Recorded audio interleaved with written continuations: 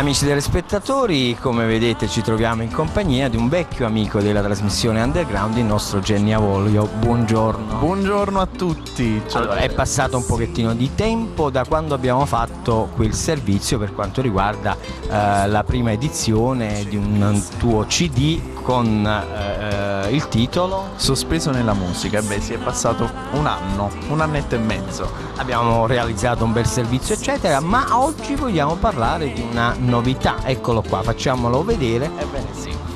È uscito da qualche settimana Singing Naples, Cantando Napoli, ed è una compilation di tutti i brani classici napoletani riarrangiati sempre dal maestro Mario Simeoli, e mi sono divertito un poco a fare questo album, anche se è stato un po' complicato cantarlo, dal momento in cui sono dei pezzi che hanno fatto la storia, e cantandolo poi da un ragazzo di 19 anni è stato abbastanza complicato.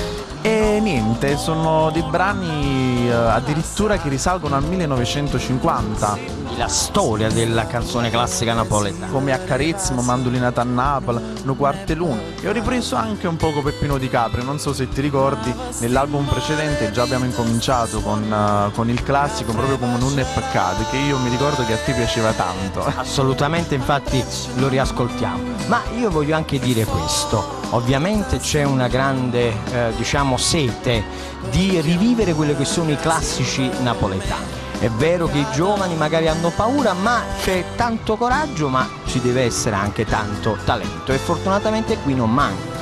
Io ti ringrazio. La cosa che io sto portando in giro e che molto spesso dico ai giornalisti e tante altre persone è che la cosa triste è che qui a Napoli il classico napoletano non viene più cantato, addirittura viene tralasciato per dare spazio alla canzone neomelodica. Infatti qualche giorno fa proprio così recitava una testata giornalistica l'anti-neomelodico Genny Avolio.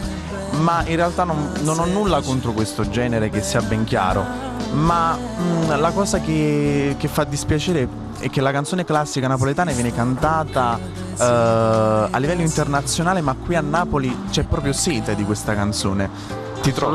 Assolutamente, e questo ne è prova del fatto che tu sei ospite della nostra trasmissione Underground su Telecapri Event, proprio perché anche noi pensiamo che tu sia un anti-neomelodico. È un omaggio che io ho fatto a Napoli, potete scaricarlo gratuitamente dal sito www.gennyavolio.it, e che ho voluto fare un omaggio a Napoli, alla canzone classica e a tutti gli ascoltatori e gli stimatori della canzone.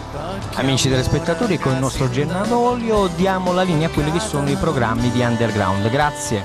Ciao, un abbraccio a tutti.